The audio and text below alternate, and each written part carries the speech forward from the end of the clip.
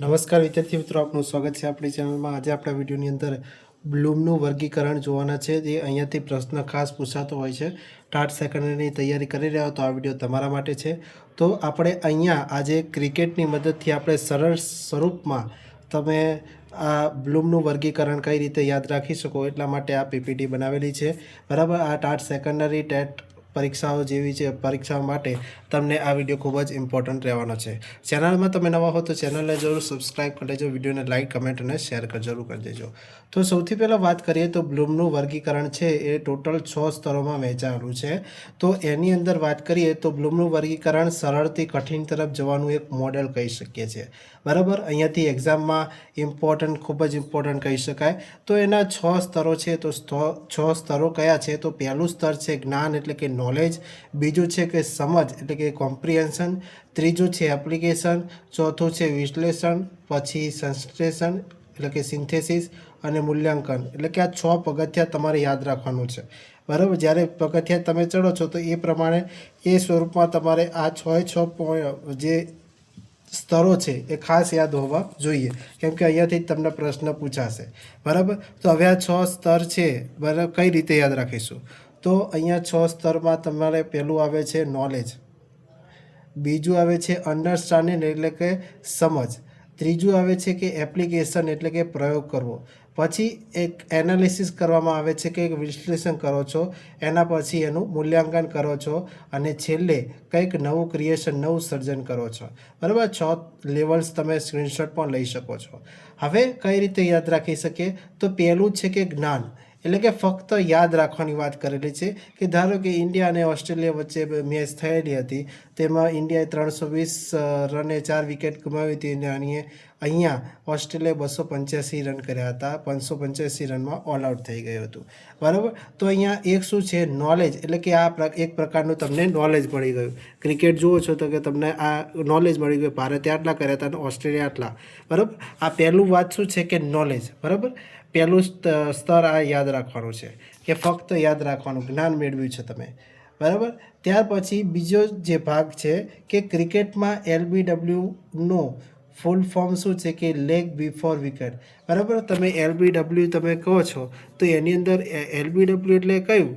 આ કયું સ્તર છે તમે પૂછો છો, તમને જ્ઞાન છે પણ ત્યારબાદ તમે જ્ઞાનની અંદર વધારો કરો છો, નોલેજ મેળવો છો, બરાબર। તો એ શું છે? એ જ્ઞાનમાં વધારો કરી શકે છો, નોલેજ, બરાબર। પહેલું આવે છે જ્ઞાન, પછી આવે છે નોલેજ, બરાબર। કે LBW થયો છે તો LBW વિશે તમને ખ્યાલ હોય ને કે LBW શા માટે આપે છે, બરાબર। તો એ પણ ખાસ યાદ રાખવાનું, પહેલાં જ્ઞાન આવશે, પછી એ જ્ઞાનનું એની અંદર નોલેજ વધારે ભેગું કરે છે। ત્યાર પછી આગળ વાત કરીએ છીએ અન્ડરસ્ટેન્ડિંગ એટલે કે સમજ।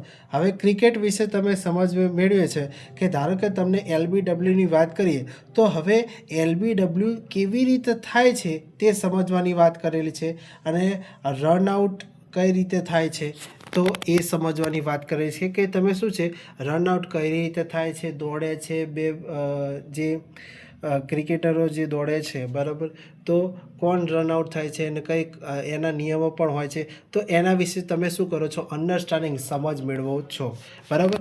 પહેલું જ્ઞાન છે, પછી એના પછી નોલેજ છે, બરાબર। અહીંયા તમે જોઈ શકો છો કે નોલેજ એટલે કે જ્ઞાન છે, બરાબર। એ નોલેજમાં તમે લેગ બિફોર છે, LBW છે, કઈ રીતે છે, પહેલું સ્ટેજ છે। પછી બીજું સ્ટેજ છે કે અન્ડરસ્ટેન્ડિંગ એટલે કે સમજ મેળવો છો ક્રિકેટ વિશે, બરાબર। હવે એ સમજની વાત કરીએ તો એમાં LBW ક્યારે થાય છે? તો તમને ખબર હોય કે બોલને પગને વચ્ચે એટલે કે જો સ્ટમ્પની તરફ હોય, સ્ટમ્પ સામે હોય તો જે બોલર છે, બોલર શું કરે છે? અપીલ કરે છે કે આઉટ છે, એટલે કે પછી તમે જોયું હશે કે IPL અત્યારે ચાલુ છે તો IPLમાં તમે જોયું હશે કે રિવ્યૂ લેવામાં આવે છે કે એ LBW આઉટ છે કે નહીં, બરાબર। એ શું છે? એક પ્રકારની સમજ તમે કેળવો છો કે પહેલાં તમે જ્ઞાન મેળવો છો ક્રિકેટ વિશે, પછી એની સમજ મેળવો છો, બરાબર। તો પહેલું અને બીજું સ્ટેપ થયું.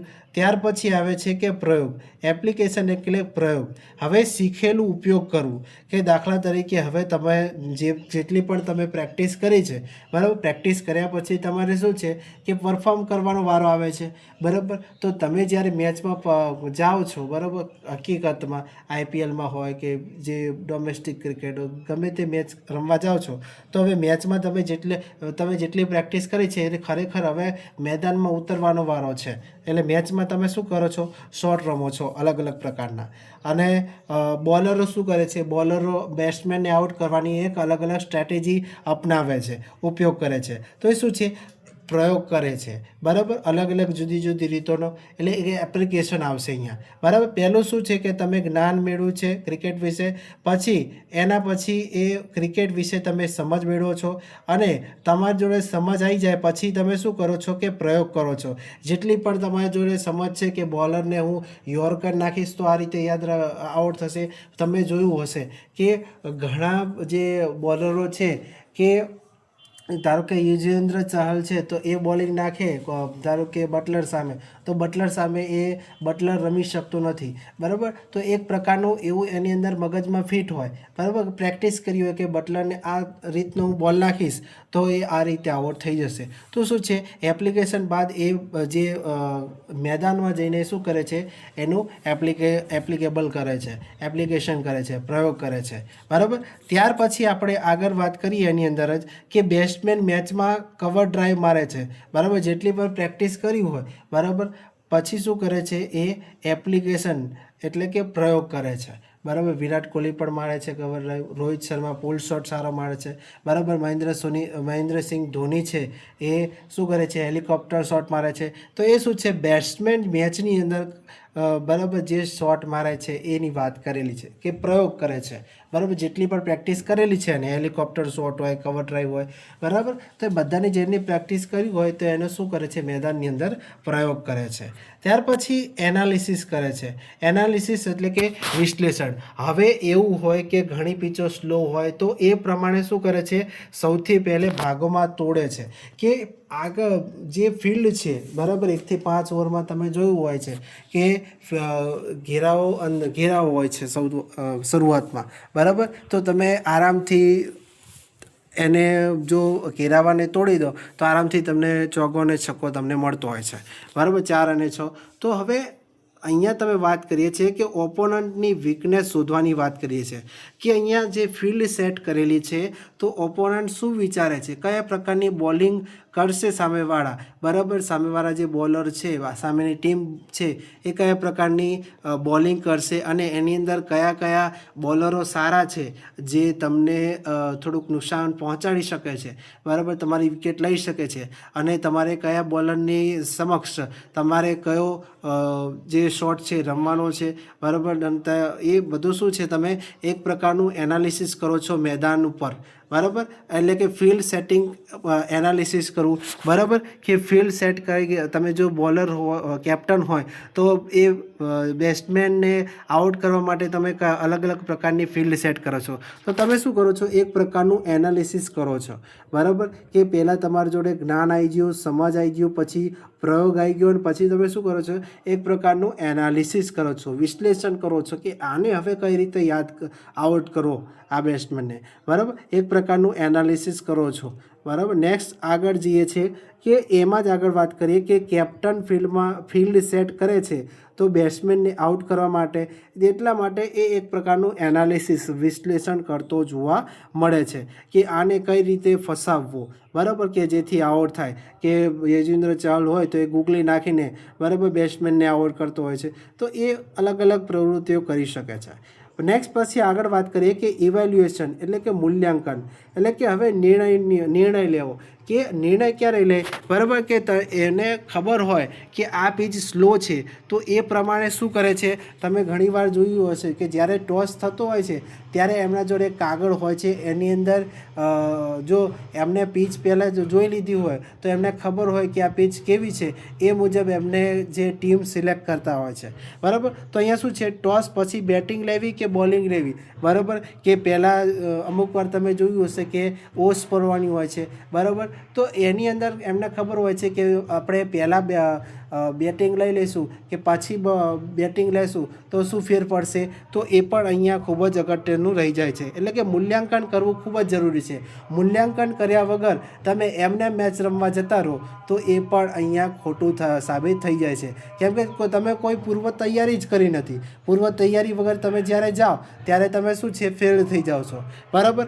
પછી એટલે કે પ્લેયર પરફોર્મન્સ જજ કરવું, એટલે કે કયા પ્લેયર કઈ રીતે કયા મેદાન ઉપર કેવું પરફોર્મ કરશે એવું કેપ્ટન વિચારતો હોય છે, બરાબર. એટલે કે મૂલ્યાંકન વસ્તુ અહીંયા આવે છે કે પહેલો સ્ટેપ હતું જ્ઞાન, સમજ, પ્રયોગ, પછી જે વિશ્લેષણ હતું એટલે કે એનાલિસિસ હતું, ત્યાર પછી આવે છે ઇવેલ્યુએશન એટલે કે મૂલ્યાંકન કરવું, બરાબર. ટોસ ઉછાળે છે ત્યારે જ એને ખબર પડી જાય છે કે આ પીચ કેવી છે, બરાબર. તો પીચ પ્રમાણે એ શું છે ટીમ સિલેક્ટ કરે છે કે આની અંદર પાછળથી સ્વિંગ થશે કે નહીં, પેસર્સ માટે મદદ હશે કે સ્પિનર્સ માટે મદદ હશે, એ બધું જ અહીંયા જે કેપ્ટન છે એ નિર્ણય લેતો હોય છે, બરાબર. કે ક્વેશ્ચન શું છે કે ટીમ ટોસ જીતીને કેપ્ટન બોલિંગ પસંદ કરે છે તો એ શું છે, એને મૂલ્યાંકન કર્યું છે એટલે એને ખબર છે કે પીચને જોઈ છે એને કે એમાં કઈ ઘાસ છે કે નહીં, બરાબર. બધી વસ્તુઓ ધ્યાન રાખીને મૂલ્યાંકન કરતો હોય છે.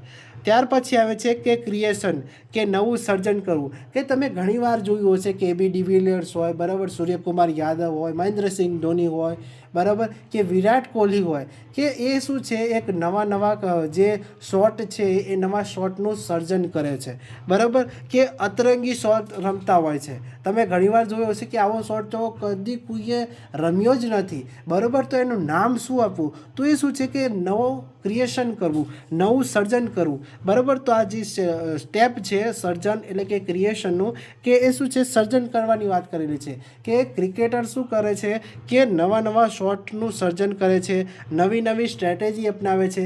કે ઘણીવાર તમને એવું લાગે કે હવે આ બેટ્સમેન બહુ જ રમે છે, વિકેટની ખૂબ જ જરૂર છે, તો તમે પહેલેથી તમે જે રણનીતિ બનાવી હતી એ તમારે કારગર સાબિત નથી થઈ, તો તમે શું કરો છો, એ રણનીતિમાં થોડો ફેરફાર કરો છો અને એવી અટેકિંગ રાખો છો તમે ફિલ્ડ કે જેથી બેટ્સમેન છે એ આઉટ થઈ જાય છે, બરાબર. તો એ શું છે નવી સ્ટ્રેટેજી તમે અપનાવી શકો છો કે નવું સર્જન કરો છો તમે, બરાબર. કે અહીંયા વાત કરી છે ને કે બેટ્સમેન નવી શોટ ઇન્વેન્ટ કરે છે, બરાબર, એટલે કે નવું સર્જન કરતો જોવા મળે છે, બરાબર. આ પરથી તમને ખબર પડી જાય કે પહેલાં તો શું છે કે અહીંયા તમે સમજ મેળવી શકો છો કે પહેલાં તો શું છે કે જ્ઞાન મેળવે છે, બરાબર. પહેલાં શું છે કે જ્ઞાન મેળવશે, પછી સમજ મેળવશે, પછી એ સમજનો શું કરશે, પ્રયોગ કરશે, બરાબર.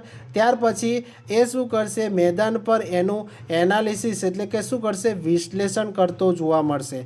વિશ્લેષણ કરી, હવે તમને વિશ્લેષણ કરે છે તો હવે વિશ્લેષણ માટે હવે એને મૂલ્યાંકન પણ આવડવું જોઈએ, બરાબર. મૂલ્યાંકન ના કર્યું હોય ટોસ સમયે કે ટોસ સમયે એને ખબર જ નથી કે કેવા પ્રકારની પીચ છે, બરાબર, તો પીચ ખબર જ ના હોય અને એને ગમે તેમ ટીમ સેટ કરી દીધી હોય તો એને એ ટીમ હારી પણ જતી હોય છે, બરાબર. અને છેલ્લે આવે છે ક્રિએટ એટલે કે સર્જન, કે નવા શોટોનું સર્જન, નવા કટર છે, બરાબર, પછી યોર્કર છે, એ જો એને પ્રેક્ટિસ કરી હોય તો એ જ નવું સર્જન કરી શકે છે, બરાબર. અને એની અંદર સ્લોઅર વન કે પીચના મુજબ એ શું કરે છે, બોલર એ પોતાની રીતે પોતાને ઢાળતો હોય છે, એટલે કે નવું સર્જન કરતો હોય છે. જેવી જરૂરિયાત છે સર્જન કરે એટલે કે નવું, એવું નથી કે યોર્કરમાં પણ અલગ તમે યોર્કર જોયા છે. બુમરાહના યોર્કર તમે સ્લોઅર વન યોર્કર પણ તમે જોયા છે. એ શું છે, બુમરાહની એક કળા કહેવાય છે, બરાબર. બુમરાહ જોડે જો એક પ્રકારની સ્કિલ છે, કૌશલ્ય છે, બરાબર. એના લીધે એ સારી રીતે એટલું યોર્કર ફેંકી શકે છે, બરાબર. તો એવી પણ તમારા જોડે સ્કિલ હોવી જોઈએ. તો આ રીતે આ બ્લૂમ ટેક્સોનોમી છે એ તમે સરળ રીતે આ યાદ રાખી શકો છો, બરાબર. ક્રિકેટના સંદર્ભમાં તમે યાદ રાખો તો તમને જેટલા પણ ક્રિકેટ પ્રેમી હશે એને પણ આ વિડીયો ખૂબ જ ગમ્યો હશે, બરાબર. જેટલાને પણ આ વિડીયો ગમ્યો હોય વિડીયોને લાઈક કરજો, તમારા મિત્રો સુધી શેર કરજો, ચેનલને સબસ્ક્રાઈબ કરી લેજો અને ઇન્સ્ટાગ્રામ ફેસબુક પેજ ઉપર અમને ફોલો જરૂર કરી લેજો, બરાબર. તો અહીંયા કીવર્ડ ઓળખી લેવાનું, બરાબર, એક્ઝામ્પલથી લેવલ ઓળખવાનું છે અને તમે આની અંદર સારી રીતે સ્કોરિંગ કરી શકો છો, બરાબર. હવે આવી જ સરળ સમજ માટે આપણે ટાટ સેકન્ડરી હોય, હાયર સેકન્ડરી હોય, ટેટ હોય, એવી જે પરીક્ષામાં જો ટોપિક લખેલો હોય એની અંદરથી તો તમારે આ ઇન્સ્ટાગ્રામ પેજમાં તમે ફોલો કરી શકો છો અને જે રીલ્સ તેને ફોલો કરી શકો છો અને તમારા મિત્રો સાથે શેર કરીને અને આપણી ચેનલને વધુને વધુ સર્ચ એન્જિનમાં એટલે કે યુટ્યુબમાં સર્ચ કરતા રહેવું, જેથી આપણી ચેનલ પર રેન્કિંગમાં આવે ને તમારા માટે આવા વધુ વિડીયો તમારા માટે બનાવી શકીએ. તો ફરી મળીશું આવા નવા વિડીયો સાથે. જય હિન્દ, જય ભારત.